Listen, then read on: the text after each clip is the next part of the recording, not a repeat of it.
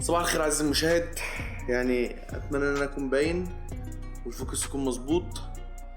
عدنا اليكم من جديد باوتفيت مختلف لاعظم نادي في الكون، واللي عنده اعتراض اتمنى ان هو يحتفظ بيه.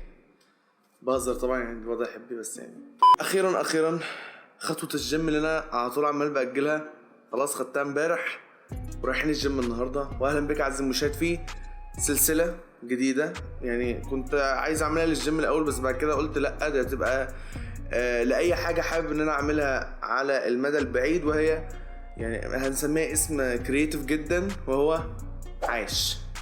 يعني العاش دي ما بقولهاش لنفسي بس، لان دي هتكون نرجسيه، انا بقولها لاي حد حابب ان هو يغير حاجه في حياته، حابب ان هو يضيف لنفسه عادة كويسة، سواء كان عادة صحية أو أي عادة في روتينه اليومي عامة. بس كده، الساعة دلوقتي 7:10. لو ما اتحركناش دلوقتي الشمس هتحرق قفانا، فمن غير كلام كتير نلبس الشوز ويلا بينا. يلا بينا عزيزي المشاهد. عاش، ليتس جو.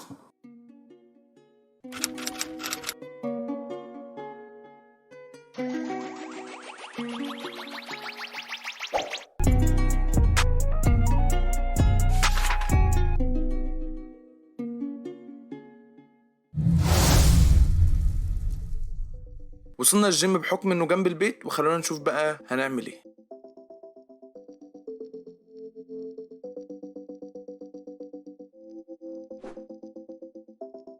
كابتن الجيم قرر انه مش لازم نخش جد على طول، وهنخلي اول يوم خفيف كده، فبدأت بربع ساعة على العجلة بتشتغل على عضلات كتير، من اهمها عضلات الفخذ الامامية اللي اسمها الكوادرايسبس، عشان هما 4 عضلات.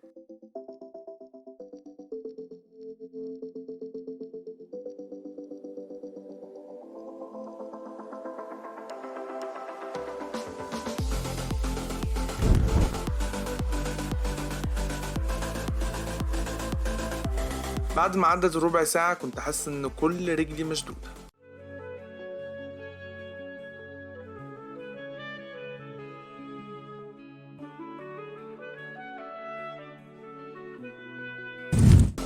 دخلنا على التمرين اللي بعده، وهو تمرين السمانة او الجاسترونيميوس، 4 مجموعات 15 عدة.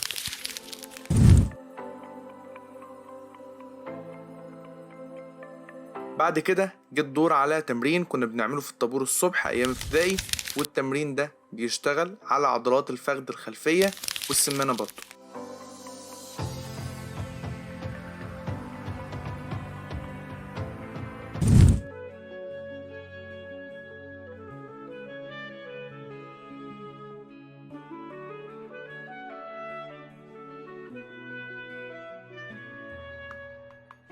بعد كده جه الدور على اصعب تمرين، المفروض يتلعب بالدمبل، بس انا استقربت والكابتن قال لي اي وزن عادي مش هتفرق.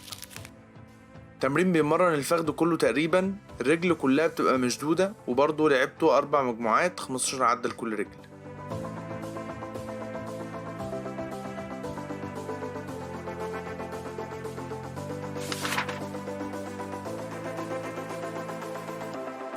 وده كان شكلي بعد اول مجموعتين.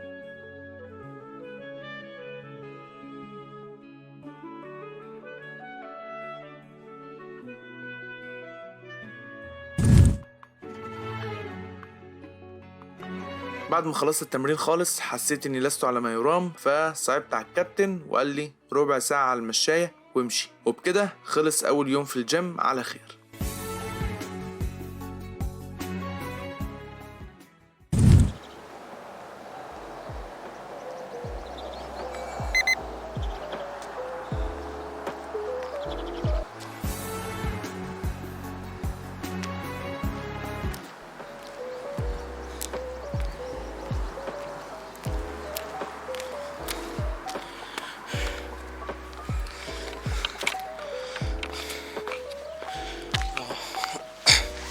يا ربي، رجلي. عدنا لكم من جديد أعزائي المشاهدين. واضح ان الموضوع هيكون صعب. هبقى انزل فترة فطار بما يرضي الله بعد كده. انا جيت النهارده يعني على 7 وربع تقريبا، انا رحت 6. بعد كده نصحى بدري يعني ونروح 6، اظن انها تبقى احسن. بس كده نروح البيت اكل موزة. اظن ده فيديو قصير ظريف لطيف كده بنوثق بيه بداية لحاجة زي دي، بس يا رب نكمل. بس كان معكم عبد الرحمن كالعادة. استنوا الفيديوهات اللي جاية عشان تكون احسن. بس كسر عشان انا حاسس برجلي ولا عارف امشي اصلا ولا شايف اصلا. بعد كده ابقى اجيب النضارة. بس كده سلام.